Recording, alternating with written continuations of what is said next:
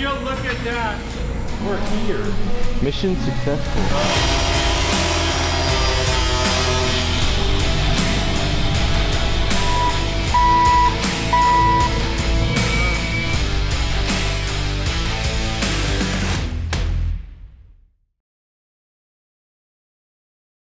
The main thing of the install I always like to do is do as much welding in the Jeep on the first pass as we can.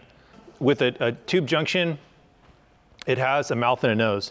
So if you're in the mouth of a weld, it's gonna wanna pull more than the nose of a weld. So think of it as anybody who welds, it's a fillet joint or it's a groove or a butt joint. So anytime you're welding part of a fillet joint, it has the tendency to want to suck in on you. The other thing is some joints just really aren't very accessible unless you're putting yourselves in terrible body positioning so that you end up really, really sore at the end of the day. So I try and avoid that as well. But anytime you can weld either from mouth over nose to mouth, that's good because then you're capturing a 50% side of it. And then you're not getting just one side where it's wanting to suck into one side. You've gone to the other side where it's equal. So just kind of distributing those forces and being able to anticipate where your warpage may occur. I'll do at least 50% of a first pass on each tube junction inside the Jeep. At that point, we can hard stop and transition to the B-pillar shop because the cage has to be in place for the B-pillar shop to work. I've come up with this process over trial and error to use a tube to cup the outside of the A to D pillar. So think of it like the tube's running through there. We want the tube to land back right there where it is. And to get that done, I'll build out the top section of the B pillar and then I'll weld in gussetry that makes sense where I can run hardware through so that I know that not only is the cupped portion of the top of the B pillar going to contact the cage where it needs to be, it also can't have play one way or the other because the hardware's already been installed. So it has hardware at the bottom, it has hardware at the top. The top of the tube is contacting the roll cage, and so it can only land back where it was. So once the B pillars have been cut and they've been pulled from the Jeep, you can do all of the sheet metal work and the blending and get everything right. But we know when we go put it back on there, this is where the cage goes because the cage isn't going to move anymore, and that the B pillar is going to land where the B pillar was before it was ever cut.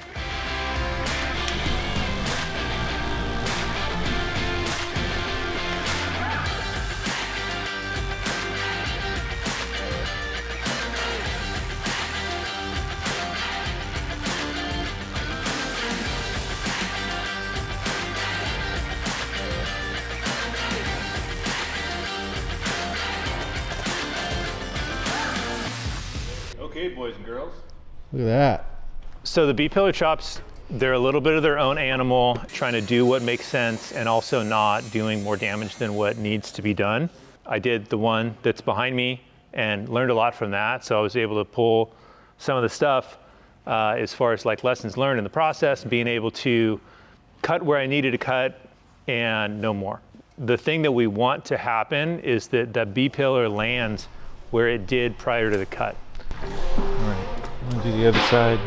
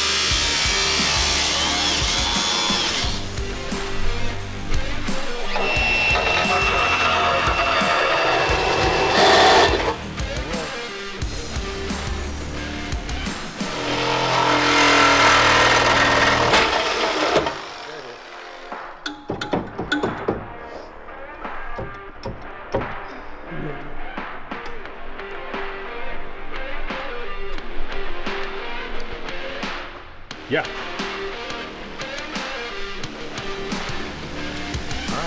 Do it again. Do it again. One more again.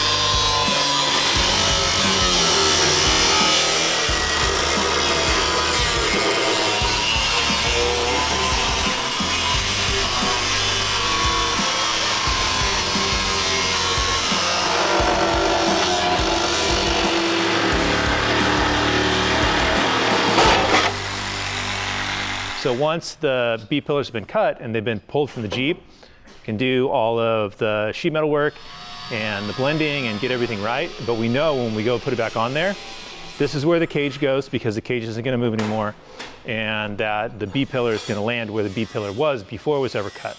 So it's just kind of like process of checks and balances, trying to get things to go back the way they were, because all of this gets tied back into the hard top, the soft top, the half doors, the full doors, and the windshield, with making things all kind of work so those reveals around the door and everything kind of line up real good. There's effort involved. It is not an expensive part per se, but the labor that goes into it is definitely something that, you know, shows with the finished product. You got to take your time and make sure that everything's good, and it'll look all smooth.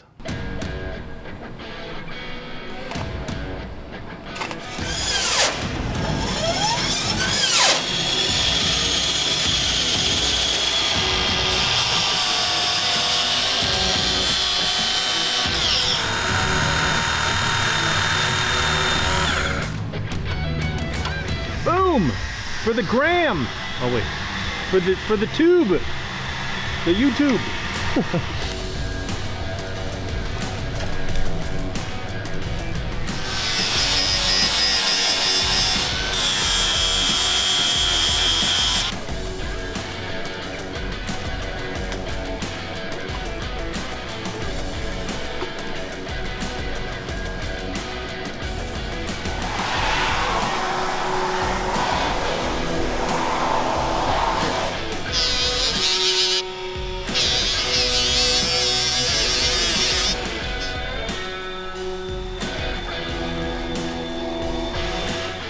The cage itself does have all of the functionality that was built into the Jeep and the stock roll cage of the Jeep. So everything from rear view mirror, freedom panels on the hardtop, seatbelt brackets, everything is incorporated on top of the things that secure the upper part of the B-pillar, the lower part of the B-pillar, so that when you are running half doors, those don't get floppy.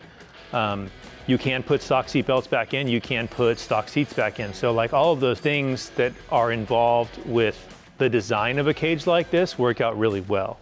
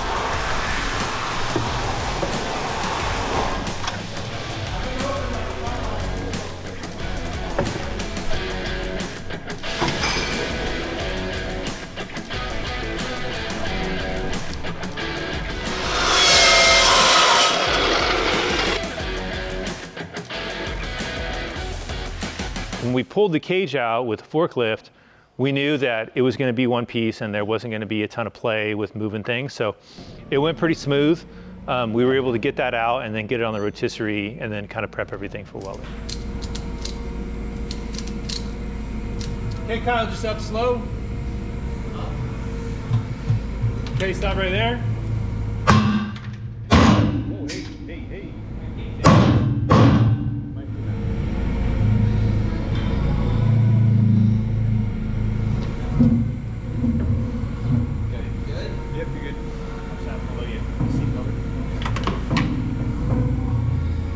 hey.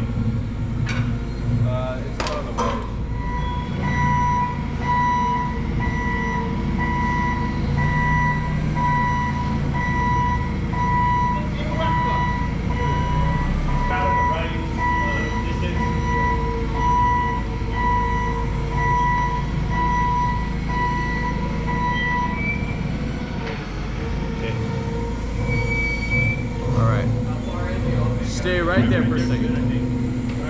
Yeah, roll it that way. Okay. Would you look at that?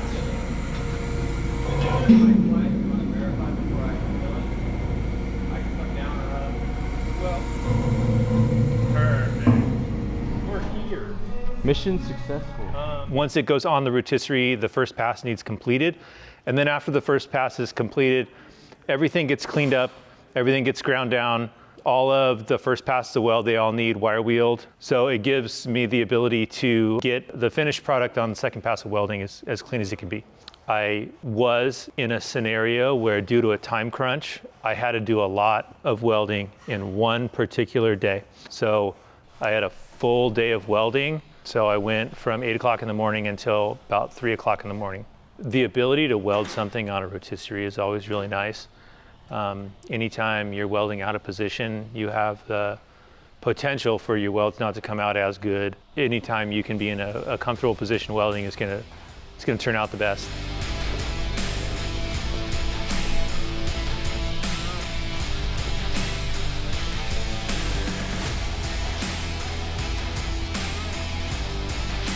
You know, I was able to get the second pass of welding done. We were able to get it on the trailer, get it to powder coat. The Jeep went to paint and body. Those guys did a really good job of cleaning up anything that would have been paint removed. It's always nice to, you know, put in the extra effort and have it actually work out rather than put in the extra effort and it's still sitting there on Monday, but we were able to make it happen.